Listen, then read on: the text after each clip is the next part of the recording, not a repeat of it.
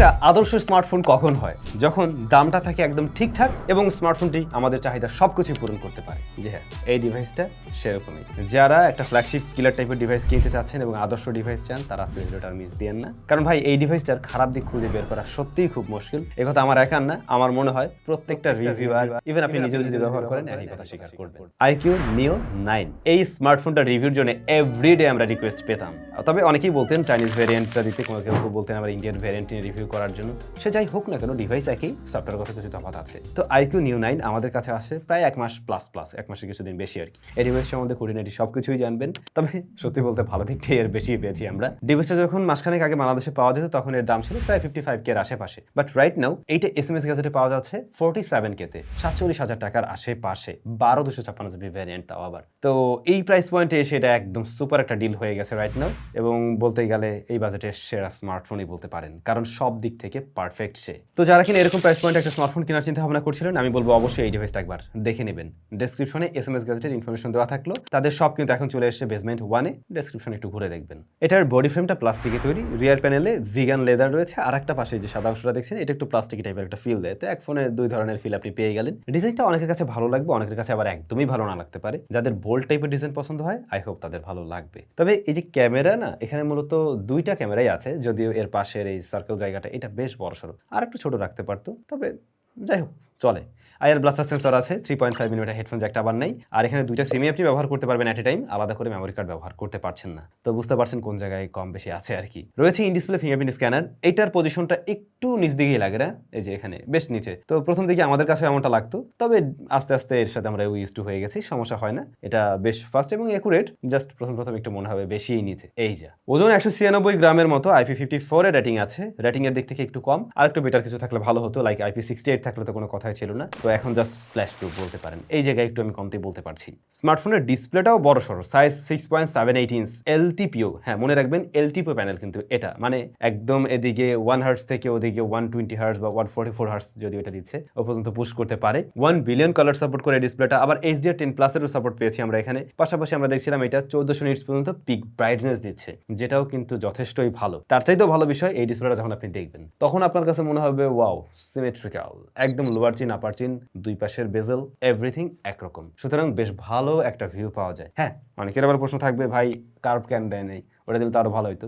আস্তে আস্তে সবাই কার্ভ থেকে বেরিয়ে আসছে, এই যে S24 আলট্রা সবাই এখন ফ্ল্যাট ডিসপ্লে দিচ্ছে। তো যদি ফ্ল্যাট ডিসপ্লে নিয়ে কোনো ধরনের মাথা ব্যথা না থাকে, তাইলে ভাই এর ডিসপ্লেটা এক কথায় জোস। আমরা ইনডোরে ব্রাইটনেস জনিত কোনো প্রবলেম পাইনি, টাচ রেসপন্স জনিত কোনো প্রবলেম পাইনি, বাট আউটডোরে তখন আমরা ঠিকঠাকভাবে দেখেছি 1400 নিটস পিক ব্রাইটনেস একদমই কম না। ক্যামেরা দিয়ে যখন ছবি তুলছিলাম, এমনিতে ব্যবহার করছিলাম, সব জায়গায় একদম ঠিকঠাকভাবে ব্যবহার করা যায়। কালার রিপ্রেজেন্টেশন যথেষ্ট ভালো। তবে যদি আমাকে জিজ্ঞাসা করেন এটা কি একদম একুরেট টাইপের কালার দেয়, নো, তার থেকে একটু কালার পাঞ্চি করে প্রেজেন্ট করে, যা আবার দেখতে ভালো লাগে। বাট পাঁচল কাটারটা ভাই একটু বেশি বড় হয়ে গেছে, এই জিনিসটা আর একটু ছোট ক্ষুদ্র রাখা উচিত ছিল, মাছের চোখের সাইজ রাখলে সুন্দর হতো আর কি। আর একটা বিষয় খেয়াল করলাম, এইটা যে হাই রিফ্রেশটা, এটা সব জায়গায় একরকম দিচ্ছে না, বিভিন্ন অ্যাপ্লিকেশনে বিভিন্ন রকম ভাবে দিচ্ছে। যেমন ধরুন আমরা ইউটিউবে গিয়ে দেখছিলাম সর্বোচ্চ 90 হার্টজ দিচ্ছে, এর উপরে উঠছেই না। ফেসবুকের ক্ষেত্রেও সেমটা পেয়েছি, কোনো অ্যাপের ক্ষেত্রে 120 হার্টজ পর্যন্ত সর্বোচ্চ পেয়েছি এমন। তবে 144 হার্টজ এই ব্যাপারটা আসলে আমরা ওরকম ভাবে খুব একটা পাইনি। গেমিং টিমে কিছু গেমের ক্ষেত্রে আর কি এরকম পেতে পারেন, that's it. But good enough, এটার স্মুথনেস গুড এনাফ ছিল।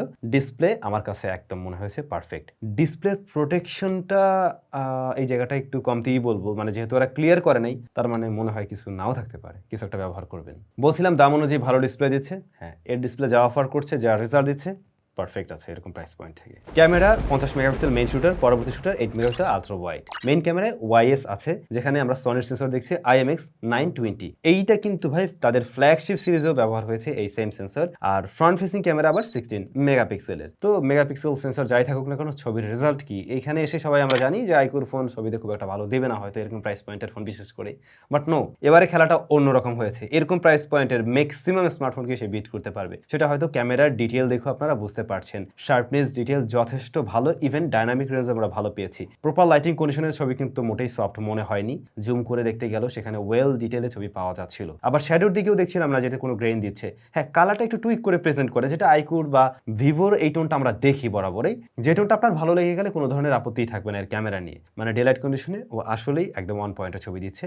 এবং অবশ্যই ক্যামেরার রেজাল্টকে ভালো বলতে হচ্ছে, শাটার স্পিড খুব বেশি স্লো না, আবার এটার অটো ফোকাসিং ঠিকভাবে কাজ করছে, মানে এই সমস্ত জায়গাগুলোতে আমরা ডিলে পাইনি আর কি। কি সবকিছু ঠিকঠাক আছে। ইভেন নাইট মোডেও এই স্মার্টফোনটা মোটামুটি একটা ডিসেন্ট রেজাল্ট দিতে পারছে, যদিও তখন কন্ট্রাস্টের পরিমাণ একটু বাড়ে, একটু স্যাচুরেটেড করে প্রেজেন্ট করার ট্রাই করে, বাট ভালো শার্পনেস ডিটেল দিতে পারছিল রাতের বেলা। ইভেন এক্সপোজার ব্যালেন্স করতে পারছে ঠিকঠাক ভাবে আর কি। তো নাইট মোডের ছবিও আপনাদের কাজে লাগবে, এটুকু শিওর থাকুন। আলট্রা ওয়াইড শুটারটা খুব আহামরি লেভেলের কিছু ছিল না। আলট্রা ওয়াইড শুটারে আমরা দেখছিলাম কালার একটু পাঞ্চি করে প্রেজেন্ট করে, পাশাপাশি কন্ট্রাস্টের পরিমাণ এখানে একটু বেশি মনে হয়েছে। আলট্রা ওয়াইডটা একটু রেগুলার টাইপের সেটআপ বলতে পারেন, যদি কিনা মেইন ক্যামেরার সাথে কম্পেয়ার করেন এটা বেশ কিছুটা পিছিয়ে থাকছে। লো লাইটেও আলট্রা ওয়াইড খুব একটা ভালো রেজাল্ট দেয়নি, তবে কাজ চালার উপযোগী ছবি অবশ্যই পাবেন আপনারা প্রপার লাইটিং কন্ডিশনে।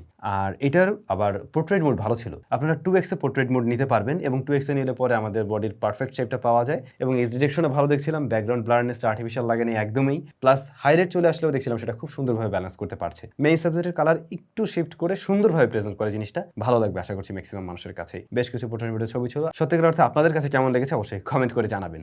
ফ্রন্ট ফেসিং ক্যামেরাটা ওই যে ভিভোর একটা টোন ওইটা ধরে রাখছে, পাশাপাশি আমরা স্ক্রিনটা একটু সফট করতে দেখছি, একটু ব্রাইট করে দেয় আর কি। এই বিষয়গুলো চাইনিজ ভ্যারিয়েন্টের ফোনগুলোতে অ্যাভেলেবল দেখা যায় ম্যাক্সিমাম ফোনেই, তো এখানেও তা বিদ্যমান ছিল। বাট আউটডোরে আমরা দেখছিলাম এটা ডাইনামিক রেঞ্জ ভালো, হাইলাইট আসলে সেটা খুব সুন্দরভাবে ব্যালেন্স করতে পারছে এবং প্রপার ডিটেলে ছবি দিতে পারে। জাস্ট লো লাইট এরিয়াতে একটু সফট করবে, সেটা খুব স্বাভাবিক ছিল। ফ্রন্ট ফেসিং ক্যামেরাও ওকে। ফোনটার মেইন ক্যামেরায় ভিডিও রেকর্ড করা যায় সর্বোচ্চ 8K 30 FPS এ। 8K 30 FPS আছে, ওকে লেগেছে এটা আমার কাছে, বাট 4K 60 FPS-টা ভালো ছিল, স্ট্যাবিলিটি কাজ করছে, এবং 4K 60 FPS এর ভিডিও বেশ স্মুথ, এবং এখানেও আমরা দেখছিলাম যে খুব বেশি টাইম নিচ্ছে না যখন কিনা আপনি লো লাইট থেকে আলোতে যাচ্ছেন, এক্সপোজার ব্যালেন্স করতে গিয়ে খুব একটা টাইম নেয় না। হ্যাঁ ধরতে পারবেন, বাট খুব একটা টাইম নিচ্ছিল না, সেই সাথে ডিটেলও মোটামুটি ভালোভাবেই প্রেজেন্ট করতে পারছে। কিন্তু ফ্রন্ট ফেসিং ক্যামেরায় আবার 1080p 30 FPS, এইখানে 4K থাকলে কাজে লাগতো আরো বেশি, যারা ব্লগিং করেন তাদের জন্য এটা একটা বাড়তি সুবিধা থাকতো।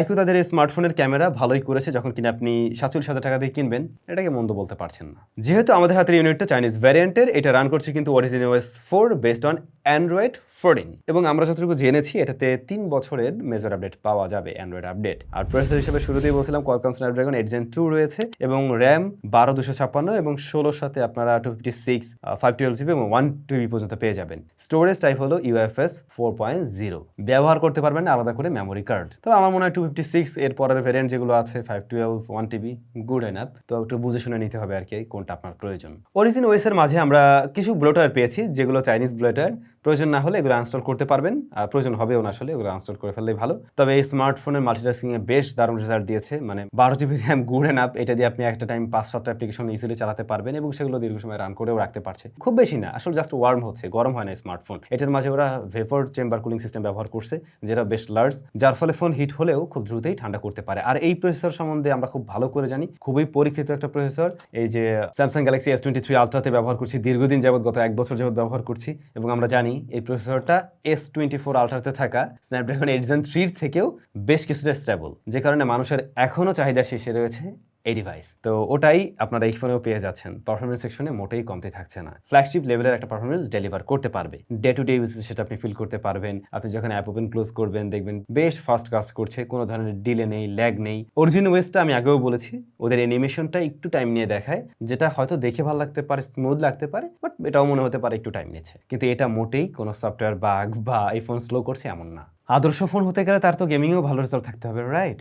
জি, উনিও ভালো রেজাল্ট দিচ্ছে গেমিংয়ে বলতে পারেন। যেমন এখানে আমরা পাবজি ট্রাই করি, আলট্রা এইচডিআর আলট্রাতে প্লে করা যায়, এবং অবশ্যই এরকম সেটিংসেও স্টেবল পারফরমেন্স ধরে রাখতে পারে। সেই ক্ষেত্রে কোনো ওঠানামা করতে দেখিনি, ফ্রেম রেট গরম হচ্ছিল না ডিভাইসটা, বাট মোটামুটি 30 মিনিটস প্লাস আপনি গেমিং করতে গেলে তারপরে গিয়ে দেখবেন ফোনটা হালকা ওয়ার্ম হচ্ছে, এবং তখন 1-2 ফ্রেম এদিক ওদিক করে আর কি, বাট স্টিল একদম প্লেয়েবল রেজাল্ট এই জায়গায়। আর যদি কিনা আপনি স্মুথ স্ট্রিমে নিয়ে প্লে করেন, সেই ক্ষেত্রে কিন্তু আরো বেটার আউটপুট পাবেন, এবং আমার সাজেশন ওরকম সেটিংসে খেললে আসলে বেশি মজা পাওয়া যায়, সুপার স্মুথ রেজাল্ট পাওয়া যায়। আর আমরা এখানে কিন্তু ইয়াও ট্রাই করছিলাম, গেনশন ইম্প্যাক্ট, সেটার ক্ষেত্রেও দেখলাম হাইয়েস্ট সেটিংসে অর্থাৎ 60-তে এটা দারুণ রেজাল্ট দিচ্ছে। ফোনটা তখন তুলনামূলকভাবে একটু বেশি হিট জেনারেট করছে, আধা ঘন্টা পরে গিয়ে দেখছিলাম 37 ডিগ্রি সেলসিয়াসে এসছে, এটাই সর্বোচ্চ আমি পেয়েছি 30 মিনিট প্লাসের পরে। তবে পারফরমেন্স ঠিকঠাক ছিল। আর যদি লোয়ার সেটিংসে খেলেন তাহলে এটা মোটামুটি 34 ডিগ্রির আশেপাশে আছে সর্বোচ্চ আর কি। এর পাশাপাশি অন্যান্য গেমগুলো ট্রাই করা হয়েছে, যেমন COD ট্রাই করছি, তার রেজাল্ট ভালো ছিল। তারপরে অ্যাসফল্ট 9, ওইটার গ্রাফিক্স দুর্দান্ত পেয়েছি, এবং স্মুথনেসও বেশ ভালো ছিল, কোনো ধরনের ল্যাগ ট্যাগের দেখা পাইনি আর কি এই ডিভাইসে। গেমিং এর জন্য এই ফোনটাকে আপনারা চয়েস করতেই পারেন। পাশাপাশি গেমিং টাইমে আপনি ফ্রন্ট ফেসিং সাউন্ড পাচ্ছেন, এই যে সামনের স্পিকার থেকে, মানে উপরের যে স্পিকার এটা আবার ফ্রন্ট ফেসিং সাউন্ড দেয়, আর রাইট সাইডে যে পাশ থেকে দিবে আর কি বটম ফায়ারিং, তো সাউন্ডটাও ভালো আসে। ওভারঅল বেশ ভালো এক্সপিরিয়েন্স পাওয়া যায় গেমিং টাইমে। ব্যাটারি আছে 5160 mAh এর, যদিও ফোন দেখে তা মনে হবে না, কারণ সুপার স্লিম ফোন। আর এটার সাথে আপনারা বক্সে পেয়ে যাচ্ছেন 120 ওয়াটের চার্জার। 30 মিনিটসের মধ্যে আপনি এই ফোনকে ফুল চার্জ করবেন 0 to 100% আর কি, তো খুব দ্রুত চার্জ করা যাচ্ছে। আর এই ফোন হাই রিফ্রেশ রেটে রেখে রেখেও আমরা দেখছিলাম একদিন ইজিলি চালানো যায়। প্রায় 7 ঘন্টার কাছাকাছি এসওটি পেয়ে যাবেন, যেটা কিন্তু দুর্দান্ত লেভেলের এসওটি বলতে হয় এরকম একটা ডিভাইস থেকে। সো ব্যাটারি ব্যাকআপ এবং এর যে চার্জার, এই জায়গাটাও সুপার। আর প্রয়োজনীয় সমস্ত সেন্সরসগুলোই আছে, যেমন IR blaster, secondary noise cancellation mic, gyroscope sensor, এর সবগুলোই এখানে আছে। পাশাপাশি এটা নেটওয়ার্ক রিসিপশন ভালো ছিল বোথ কানেকশনে। চাইনিজ ভ্যারিয়েন্টের ফোন নিয়ে আমাদের অনেকেরই মানে এরকম একটা ভয় কাজ করে, সব ধরনের অ্যাপ্লিকেশনগুলো এতে চলবে কি? জি হ্যাঁ, এই ডিভাইসে সবকিছুই ঠিকঠাকভাবে চলছে, সে সমস্ত জায়গায় কোনো প্রবলেম ফেস করতে হয়নি। এই ছিল আপনাদের iQOO Neo 9। আমি জানি যদি কিনা আমরা ইন্ডিয়ান ভ্যারিয়েন্টটা পেতাম তাহলে আরো ভালো হতো, সেই ক্ষেত্রে ওইটার সফটওয়্যার নিয়ে আরো বিস্তারিত আলোচনা করা যেত। যাই হোক, এই ডিভাইসটার ভালো দিকে আমরা বেশি পেয়েছি। মানে আসলে দেখুন, যে জায়গাগুলোর মানে ফোকাসে থাকে, যে জায়গাগুলো দেখি হয়তো আমরা একটা ফোন কেনার চিন্তা ভাবনা করি, সেটা ক্যামেরা হতে পারে, সেটা ডিসপ্লে হতে পারে, সেটা হতে পারে তার পারফরমেন্স, তার প্রত্যেকটা জায়গায় কিন্তু এই স্মার্টফোনে ঠিকঠাক আছে। ইভেন এটা কিন্তু ফুল এইচডি প্লাস রেজলিউশনের প্যানেল না, এটা রেজলিউশন কিন্তু 1260x2800, সুতরাং আপনি একটু হাই রেজলিউশনের ডিসপ্লে পেয়ে যাচ্ছেন। তো মোটামুটি এই সমস্ত জায়গাগুলো একদমই গুছানো ছিল, ঠিকঠাক ছিল, ব্যাটারি চার্জারও। বাট হ্যাঁ, স্টিল কমতির জায়গা নিয়ে যদি বলতে হয়, আমি বলতে পারি এইটার আইপি রেটিংটা আরো একটু বেটার হতে পারতো। এইটাতে একটা মেমোরি কার্ড ব্যবহার করতে দিলে আমরা 256 এর সাথে আরো একটা মেমোরি যোগ করে বড় স্টোরেজ বাড়াতে পারতাম আর কি, এরকম জায়গা থাকতে পারতো। প্লাস ডিসপ্লে প্রোটেকশনের ব্যাপারটা তেমন কোনো কিছু আমার জানা নেই, তেমন কিছু আছে বলে আমি জানি না। এই সমস্ত জায়গাগুলোতে ইমপ্রুভমেন্টের সুযোগ ছিল, জাস্ট এগুলো দিয়ে দিলে এটার আর কিছুই আমরা বলতে পারতাম না। স্টিল এটা এরকম প্রাইস পয়েন্টে হাইলি রিকমেন্ড করার মতো স্মার্টফোন রাইট নাও। সো দেখতেই পারেন যাদের বাজেট এরকম লাইক 45-এর আশেপাশে, অবশ্যই আমি বলবো এই স্মার্টফোনটা একবার দেখে বুঝে তারপরে আগান। কেমন লেগেছে এই ডিভাইস অবশ্যই কমেন্ট করে জানান। সবাই ভালো থাকবেন, অনেক বেশি ভালো। দেখা হচ্ছে নতুন ভিডিওতে।